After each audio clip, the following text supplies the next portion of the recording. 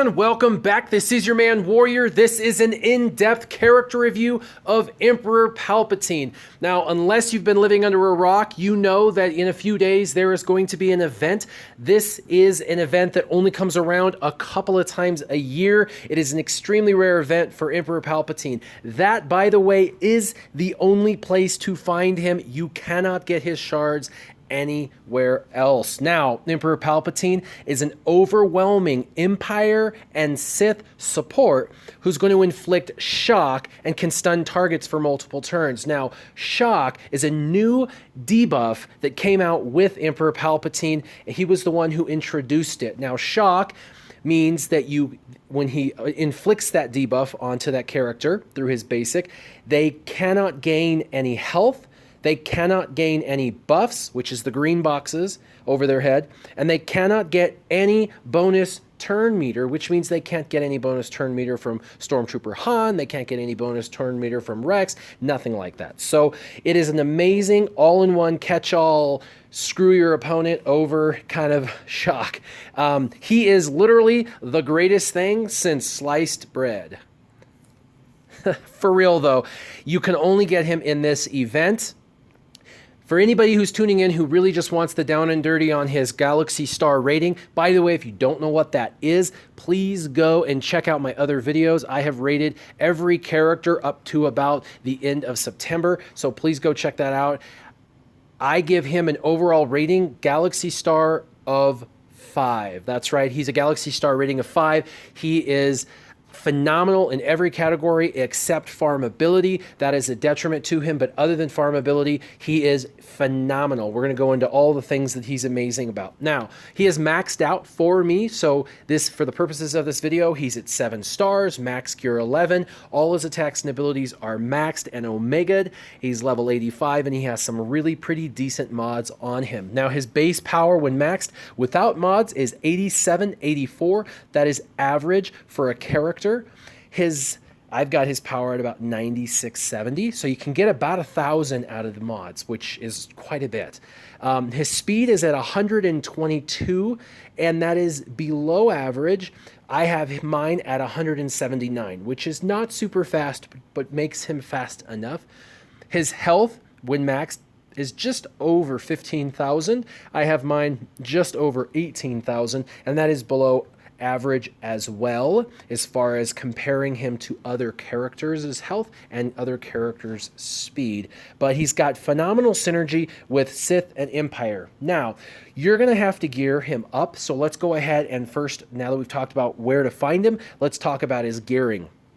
Gearing Emperor Palpatine is the best aspect of having to get him once you have him. He is difficult to get, obviously, because of the extremely rare event. But once you have him, gearing him is easy.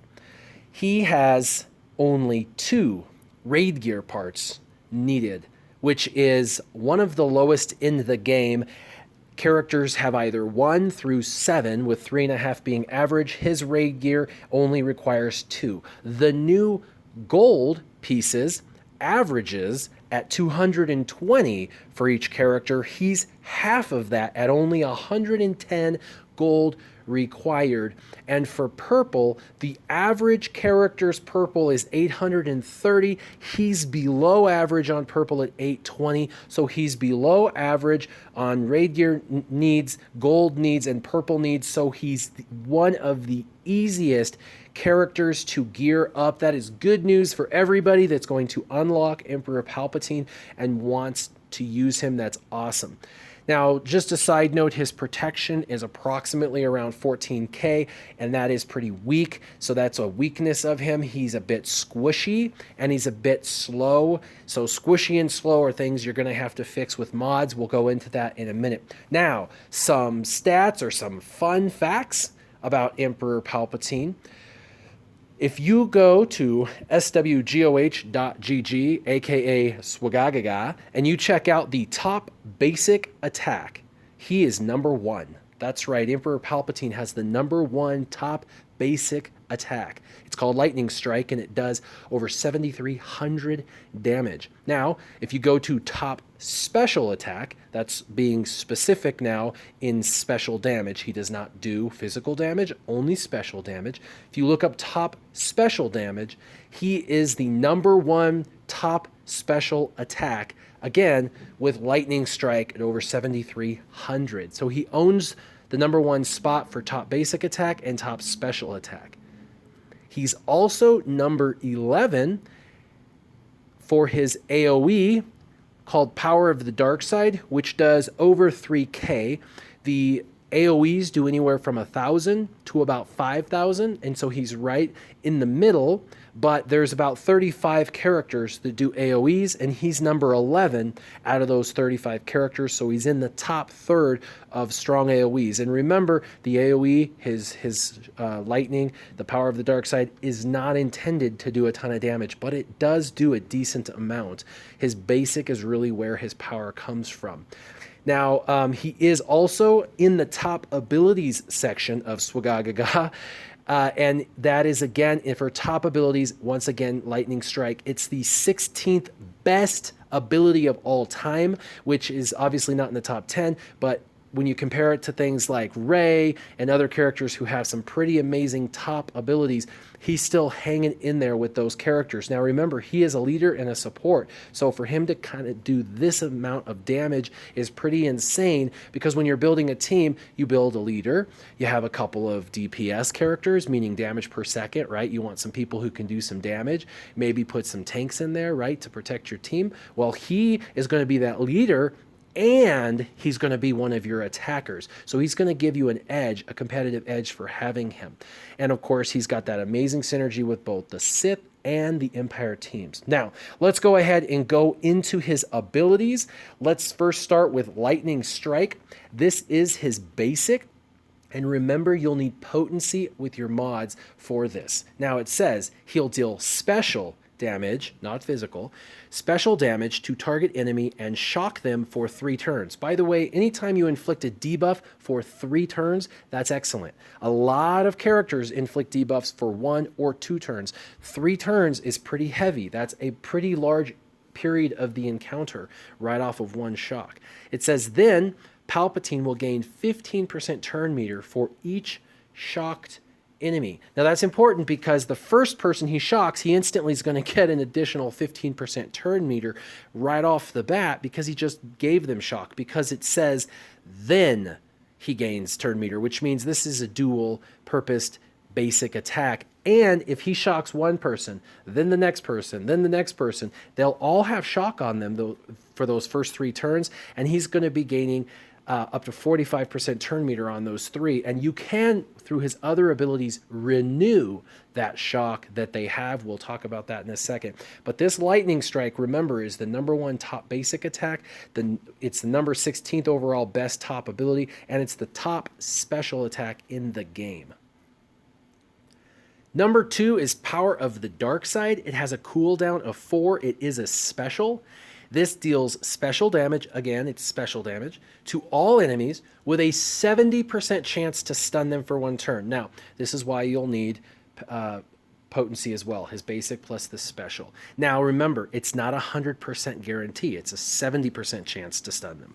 So that means statistically, if there's 5 people across from you, you'll stun statistically, on average, about 3. Now, you may have a time where you only get 1 stun, and you may have a time where you get 5 stuns, but on average, you'll get about 3 stuns out of this particular ability. Now, if anyone was shocked, the enemies that were shocked will be stunned for 2 turns, and the shock goes away. So if they had shock, they are then stunned. This is really, really great, because when they're shocked, they don't get gain health and buffs and bonus turn meter, but they're still in the fight. With this, it turns a shocked character into a guaranteed stun for 2 turns, which is better than the single stun that you can give other people with this attack. So it stuns other people for 1 turn, but anyone shocked for 2 turns. So you want to probably use his basic a couple of times to shock a couple of people, and then use this power of the dark side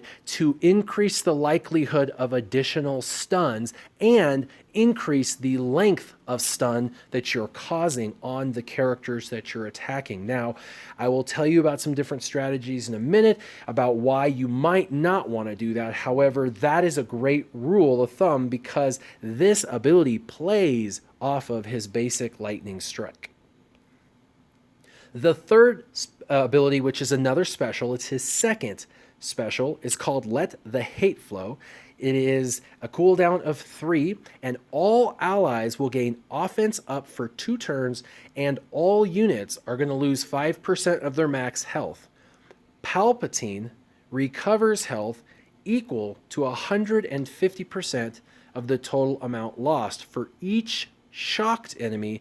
Gain 50% turn meter and refresh the duration of shock for 2 turns. So I told you you could extend the shock. So you go and shock 2 people, and then you decide to let the hate flow. Those shocks are going to be renewed for an additional 2 turns. And if those 2 individuals were shocked, you're going to get 100% turn meter. So all you're looking for is at least 2 characters to shock, because if you do the 2 characters and then let the hate flow, you're going to instantly get another turn, which will then let you do the power of the dark side or something else that you want to do, such as maybe another lightning strike.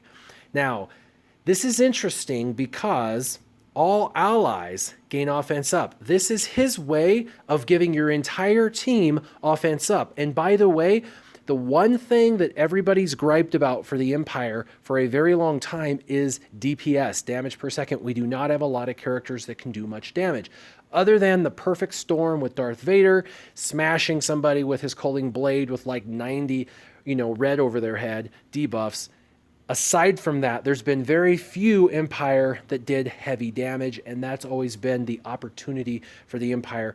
So this is great because he's going to make sure your Empire hit harder and makes it worthwhile in playing an Empire team.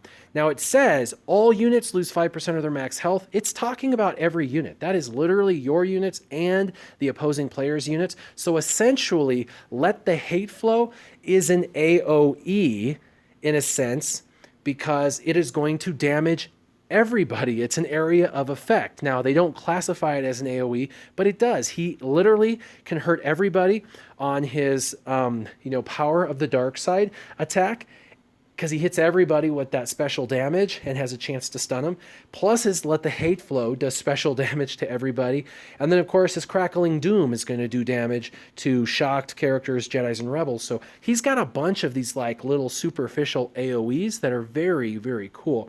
And of course, getting a whole extra turn through turn meter increase because of shocked opponents is excellent. So this is an amazing ability. Now, I'm going to tell you something.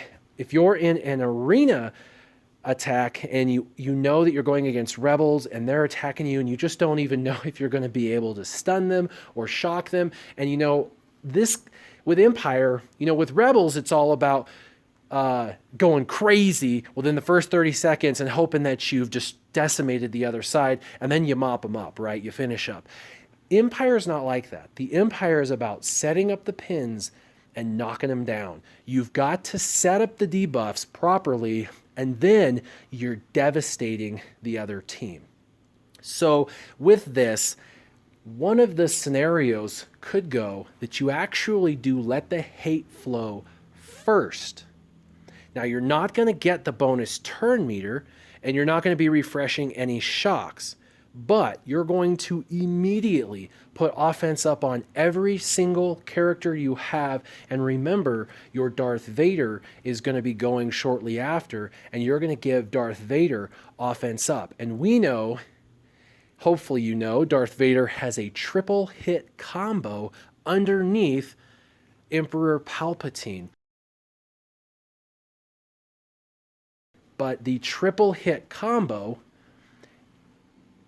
is going to be way more effective if you give him offense up. So that is a thought process on this. Obviously, best thing is shock a couple, then do this one, then you can do your other ability immediately after. So you go, lightning strike, let the hate flow, power of the dark side. That you can literally do 2 lightning strikes pretty fast because he's pretty quick, and then let the hate flow. Everybody's going to get offense up, and then you can shock everybody immediately after let the hate flow because you'll get that 100% turn meter for having 2 individuals shocked.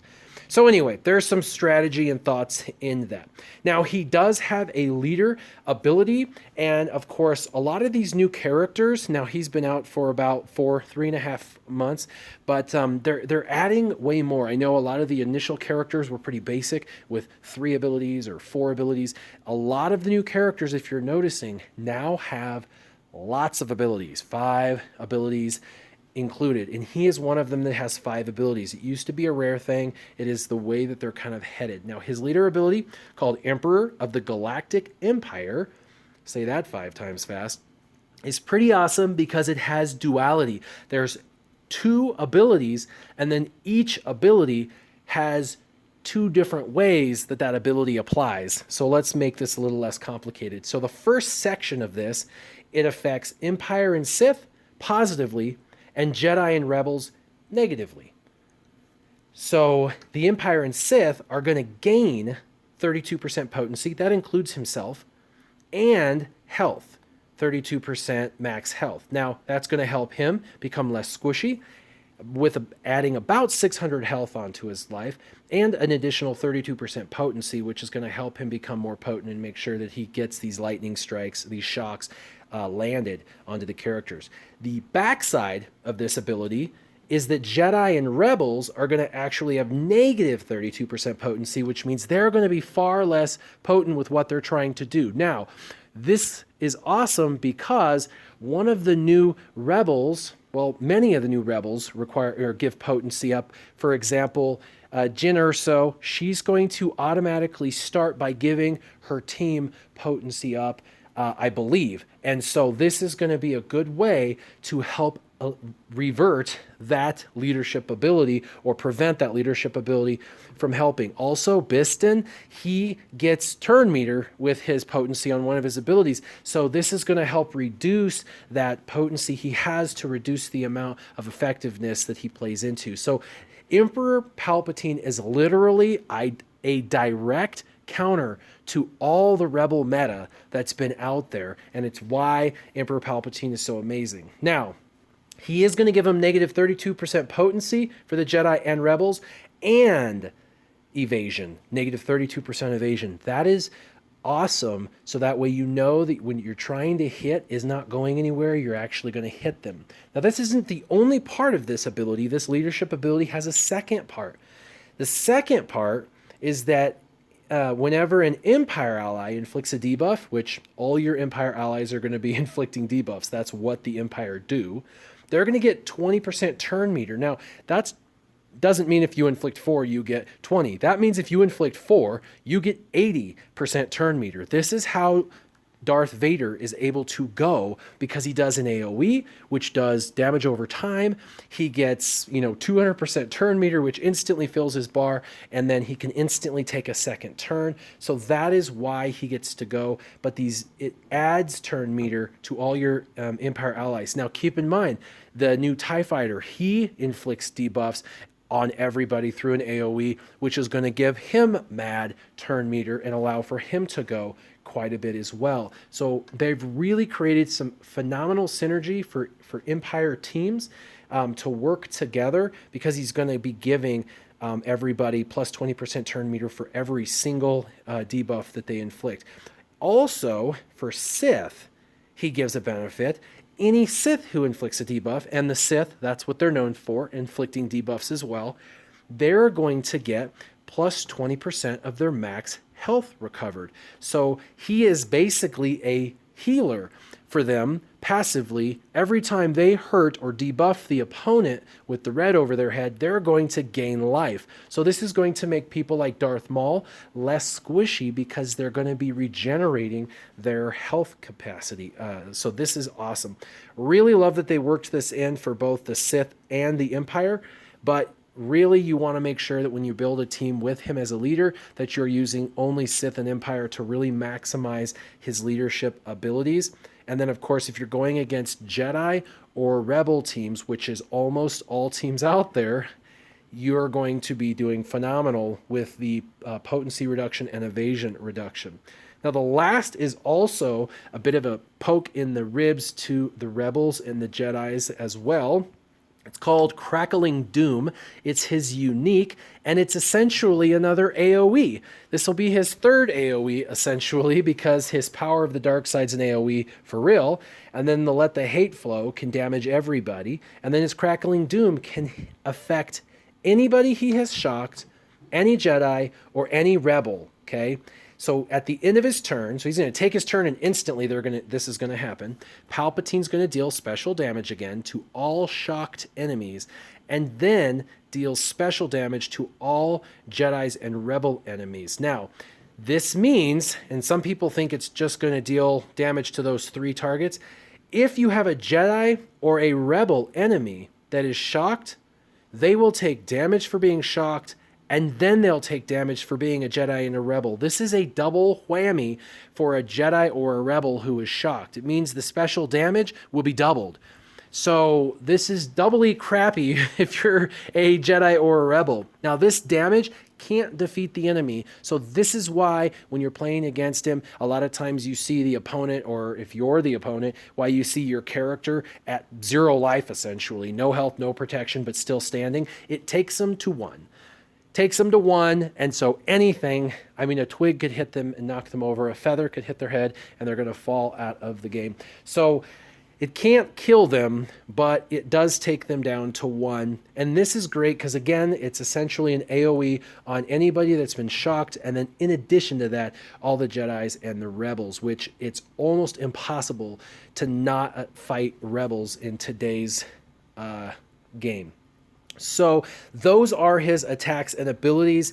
Really, again, best used and utilized with Sith and Empire teams. Lastly, we want to go over how to mod this guy. By the way, his potency naturally is number 10 in the game at 47% potency, which is tied with Shore Trooper, as well as he is in the top 10% lowest to gear. So when you're gearing him, he's in the top 10 best to gear. He's the top 10 cheapest.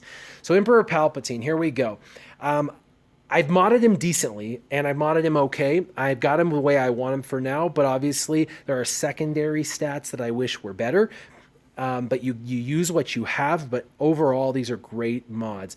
So the top left, first off, set bonuses. For set bonuses, you're going to want potency and health for the 2 reasons that he needs potency for his lightning strike and he needs potency for the power of the dark side. Now, he does boost his own potency, but you do still want him to have higher potency than his base 47%, which is, however, very high. So potency and health, but health is going to be more important than potency. So you're going to do 2 sets of health by my recommendation and 1 set bonus of potency. That way you're going to make him a little bit less squishy with those bonuses. Now, the top left transmitter is always offense on primary, but on secondary stats, you're going to want to add health, protection, speed, or potency. Those are the 4 secondary stats you want, and this one has 13 speed, almost 300 health, and over 1,400 protection. This was not a bad mod at all. The middle left health processor is always primary stat of defense. Its secondary stats, of course, I was looking for health and speed. I got both. And it had a little bit of a bonus of offense, both in percent and in total offense points. That's not a bad secondary either, because he is, even though he's not classified as an attacker, essentially an attacker for your team. The bottom left data bus will always be health or protection. I recommend protection here. It's a bigger bang for your buck, especially at how squishy Emperor Palpatine is. Now, this one had almost 5% tenacity. He will get targeted, so that's not a bad thing, although tenacity is not something I'm highly worried about. It did add almost 2% potency, gave him almost 2% critical chance, and some more offense. Now, a speed secondary would have been highly preferred. Anything 10 or above in this slot would have been nice. On the top right, I do use speed because speed is the name of the game, especially with Emperor Palpatine. Now, he does gain turn meter through those shocked enemies and whatnot, but you do still want him to move faster than he's built. He's currently below average on speed, so you do want to get him up there. This is the fastest and biggest way to increase his speed stat is by adding it here. Now, this one had offense. Again, he's not an attacker, but he is an attacker, so anytime you can get offense as a secondary, that's great. And then, of course, I was looking for health and protection. It's got 5.64% protection. That's not bad at all, and some health as well. The middle right, the hollow array, is going to be, your critical chance or critical damage statistically. Now, I could put in here protection or health or something like offense, but I chose, like I normally do, to go ahead and balance my character out. I gave him 36% critical damage. That is so when he hits as hard as he can. We definitely want to do that. It has, again, some additional protection, both in percent and in total amount, but I would wished that this had some speed secondaries for sure. And then the bottom right multiplexer is normally going to be potency or tenacity, and for some squishy characters, you might throw protection in here, but I did want to make sure that I got him to around 80% potency. Now, a lot of people know that even if you have 100% potency, there's still a 15% chance that whatever you're trying to apply will not apply, just because that's the statistical anomaly they've created for the game. So even if it says you will give this character this debuff, and you have 100% potency, such as Qui-Gon Jinn and his turn meter reduction on his basic through Omega, it still doesn't work, 100% of the time. Now, his only doesn't work 100% of the time anyway, but it's not going to take effect. Now, you do want his potency still up somewhere in the ballpark of 75, so when he buffs himself in his own potency, he's going to be upwards around 100 just to max it out. But you don't need to get him up to 100 potency. That is overkill and a waste of certain slot space when you only have 6 slots for mods. So I did do potency here just to get him to the 80% mark because I really wanted him to have that. Plus, it had some health, had some speed, and had some protection, and all 3 of those were secondaries I was looking for. So let's go ahead and look at his stats so you can kind of see where he's at. So strength, agility, and it used to be called intelligence. They now call it tactics. He's exceptionally high in tactics. It will increase his special damage and his resistance. Of course, he does not do physical damage. So if you come down here, you see he's about 40,000 for health and protection, and I was able to get him from about 30,000 to about 40,000. So 40,000 is not awesome, but hopefully he can last long enough that he will be able to use some of his abilities. I got his speed up to almost 180, still leaves something to be desired, and I would like some more speed secondaries if possible. Got his critical damage up to 186, not bad. His potency almost to 83%, that is more than sufficient. I would say anything between 65 and 85 is great. His tenacity at 40%, which is not bad for resisting effects, that's almost half the time. Of course, physical damage doesn't mean anything. His armor rate is really low, so unfortunately he's not going to reduce that amount of physical damage that he takes, and his dodge chance is the standard 2%, which is virtually nothing. This is where he shines, though, his special damage. Now, I did increase his special damage by another 447. That is a large chunk of offense add, so I'm pretty happy about that. So his special damage is 5255. That is phenomenal. He's not considered an attacker, but he is truly one of the best attackers in the game. He does have a decent special critical chance at 20%. Normally the special chance is lower than the physical chance. That's just the way it works in this game. And his resistance is about 22%, which is okay.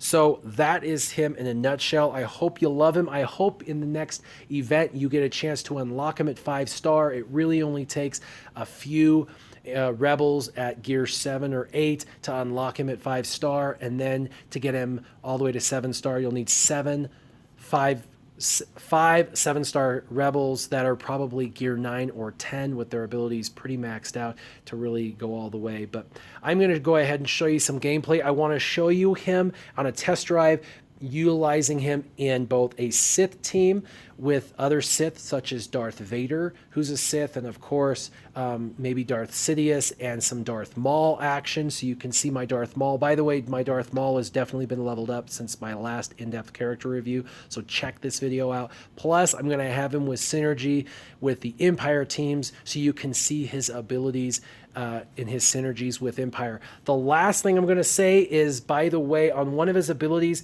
where he basically let the hate flow, where everybody loses 5% of their max health and Palpatine recovers health.